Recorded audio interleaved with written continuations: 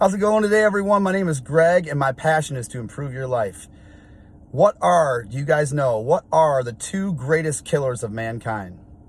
What are the two things that have been taught by some of the greatest philosophers and the greatest life coaches and philanthropists in the world that have helped millions of people break out of their old life and come into a new life that made them happy and successful and have joy and bliss and money and abundance?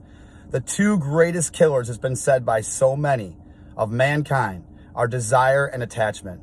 And I'm not talking about a healthy relationship or healthy things in your life that others might see as desire and attachment. I'm talking about an unhealthy desire and attachment. How do you get rid of these things? What do you do to get rid of these things? If you're any bit like I was somebody who had no idea. And I still had things that were going wrong in my core that I did not like. I had things in my core that were stopping me. They were stopping me from finding motivation to take care of myself physically, motivation to move on to my dreams or have any shot to do so.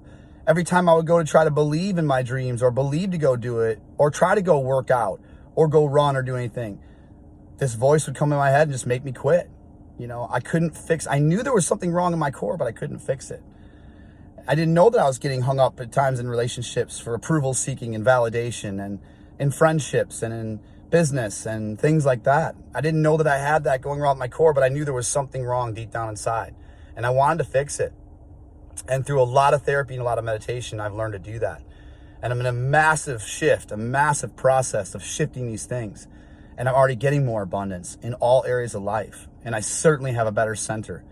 And I certainly am more confident in my frame. I had to learn what being confident in a frame even was, or what a frame even was. I didn't know what framing was. When I heard meditations before, it just seemed like too much work. And I didn't want to sit around for half an hour with a bunch of people just breathing and humming and stuff like that. And the times I did, I felt a little bit better, but it just didn't make any sense to me.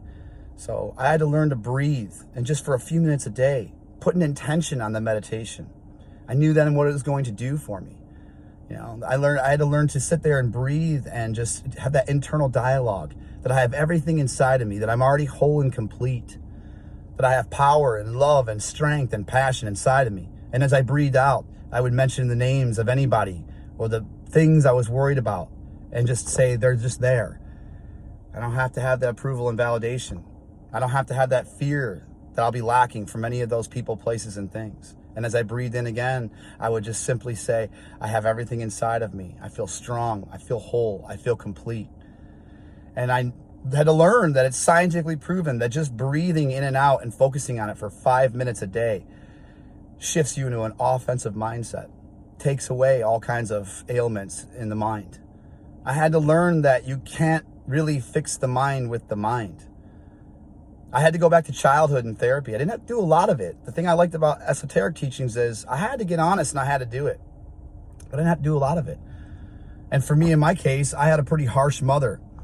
Now, I've learned a lot more about her lately, and I've been able to reflect on it and have a better relationship, but we've never gotten along too well. I had a father who would have done anything for her. He adored her. He loved her. And as the week would go on with all four of us kids, and I was the youngest, my mother would get more and more frustrated and angry, just I think at her life and the situation she was in. That's not her fault, but I didn't understand that at the time. And she would bang dishes at dinner, and it was a definitive memory for me. She'd start getting angrier and angrier. And then she'd finally yell and flip out. And I understand that people have way bigger problems in the world, but everybody has their own trauma, and everybody has their own things that impressioned them as a child. And that one got me. And what I didn't realize at the time is I would shift. I would change from my unique self, and I would start trying to seek the validation and approval of my mother. And then I had actually wonderful, loving sisters. So I would go to them and seek their love and their attention. And I would do all these different kinds of things and try to make everybody happy. And I developed an attachment style.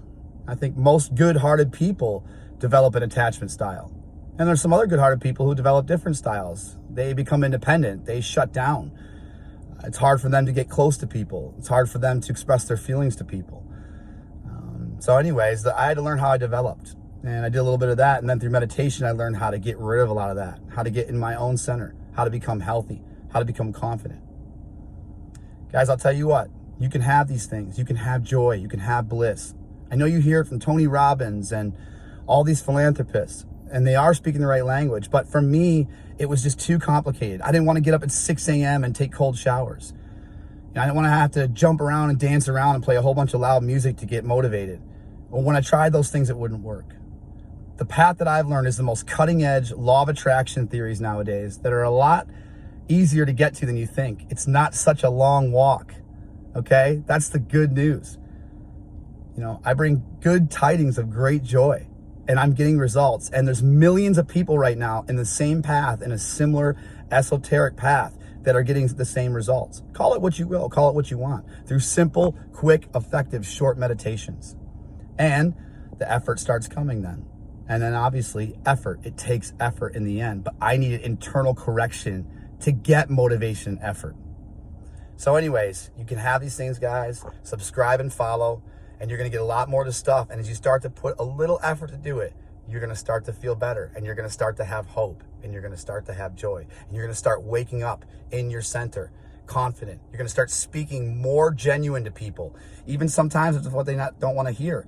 You're gonna set more boundaries, okay? And you're gonna get more respect that way, and you're gonna have people come more into your frame instead of being the star and letting them be the star in their movie and being the sidekick in their movie. You're gonna become the star in your movie, and you're gonna become more attractive in many different ways.